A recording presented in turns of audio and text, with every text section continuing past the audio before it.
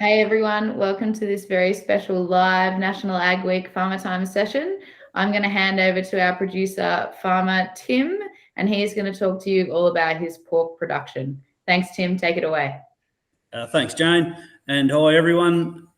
I will just share my screen.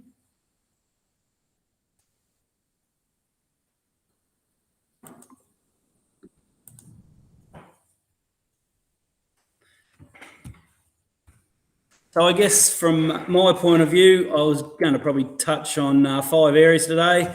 2 of them are particular pig farms, one that we call gun pork, one's Kerrang East. I was going to talk a little bit about the life of a pig farmer. I was going to talk about our feed mill, and then I was going to finish off with opportunities in the pig industry. And the little map, really from Melbourne, the blue dot up on the Murray River, on the border of Victoria, New South Wales, and it's about a 3-hour drive, pretty much north. So gun pork is our original family farm. It's located near Gunbower, which is close to Echuca, which is straight up from Melbourne. And gun pork has 1,400 breeding sows, and what that means is that we market over 550 pigs a week. And most of those markets are in Melbourne. It is intensive farming, and it's over 2 sites, over 200 acres, 250 acres. And in terms of breeds of pig, because they're indoors, they're all white pigs, and they range, majority of them are large white, but there is some landrace in there. The particular farm employs about 12 full-time staff, and as you can see from the aerial view, it is a beautiful little location with the lagoon in front of it. This year we've undertaken to build a new farm, and we call it it's Kerrang East Piggery. It's a lot smaller than our home farm, but it is state of the art, and it's going to have 500 breeding sows that'll market about 250 pigs a week, and it's on a 400-acre property. The farm employs about 4 full-time staff, and it is state-of-the-art. So things that, when I talk about state-of-the-art, I mean a lot of the technology, which each sow has its own electronic ear tag, so it's controlled feeding. There's climate-controlled sheds in the bottom left-hand corner.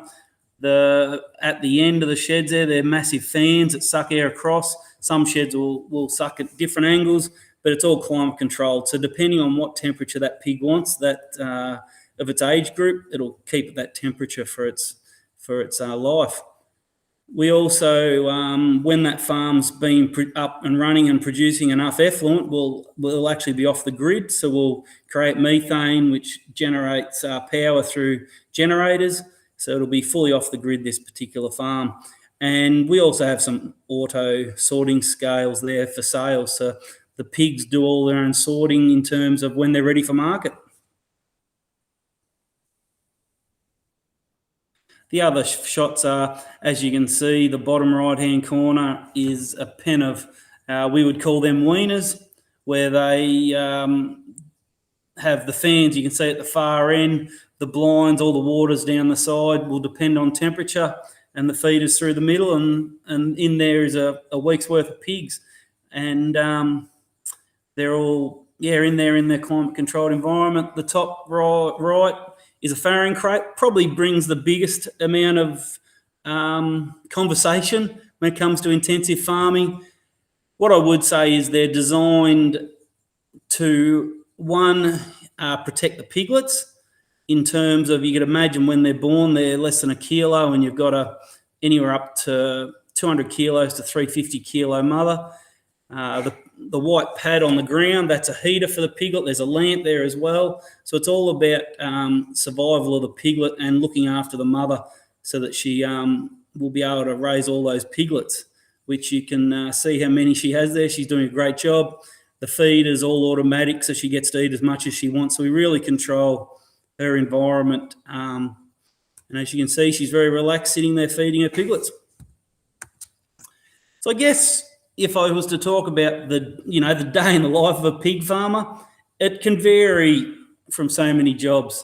We have AI to get the sows pregnant. So we do all that on our own farm. So we milk boars, produce the AI, and then back into the system. There's farrowing, which a good little number that any pig farmer knows. The gestation of a pig's 3 months, 3 weeks, 3 days. Once it's AI'd, because we control the environment, growing pigs will get to around 110 kilos around 20 weeks of age. With animal welfare, we're twice a day checking the pigs at a minimum for their feed and water. We have many vaccine programs in place to protect both the animal and the employees. Biosecurity is extremely important in our farms. So between batches, we pressure wash, we disinfect, and really make sure that a new batch goes into a clean environment. And there's lots of movement of stock along the way. The top photo there is from one of our eco shelters at the grow-out site for our gun pork piggery. Bottom left is my young fella helping me feed some pigs. And bottom right's my daughter. We had a funny little pig come out with a couple of black dots, so she had to have a photo with it. As the farm's got bigger over the years, we've also built a feed mill, which is sort of in the middle of our farm and a couple other pig farms in the region.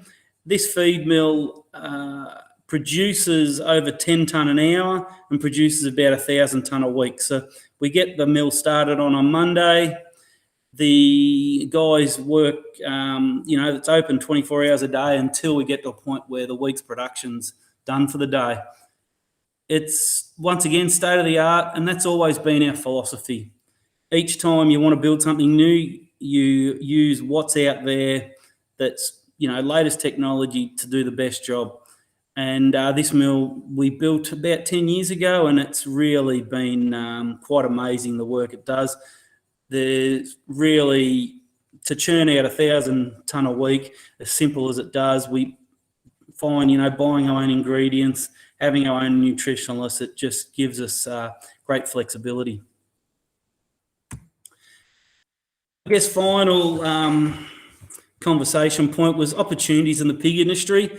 Sometimes I think our industry gets a bit of a bad name, one around the smell and two about its labour intensive. But one thing I would say to anyone is because of the technology gains and the intensive side of it, there really is a massive future for any skill set. So it could be someone who just loves working and caring for animals. Therefore, here it's pigs. It could be someone who has an ability with, building construction or maintenance, welding. There's a role there in a piggery. For someone who takes the next step and has the ability to manage staff or a business, there's those sort of roles. If you're someone who's a veterinarian, we have pig industry veterinarians that are specialists that travel around Australia and the world. We have nutritionalists do the same thing, travel around the world or work all over Australia. If you get to some of the big corporate farms, you need logistics managers, you need accounts and office staff. We have to do audits with our regulations with government. I showed the picture of our feed mill. There's feed milling. There's our abattoir workers, and the list really does go on. You could be driving a truck. So I would really encourage people to consider our industry. I think it's an amazing industry to work in, and it really can adapt to all different skill sets. And I guess what I say to people is, you tell me what your skill set is, and I'll try and work in with that skill set to work in our business. So I hope you enjoyed the presentation, guys, and look forward to any feedback or any questions people might have.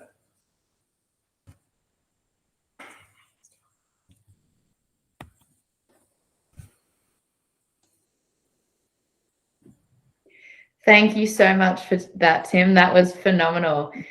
Really appreciate everyone getting involved in National Ag Week. Please check out the resources available on Prime Zone, the Producer Protected website, or get in touch if you'd like to find out more about Tim's pork production. Thanks so much for your time, Tim. We really appreciate it. Thanks, Jane. See you later. Bye.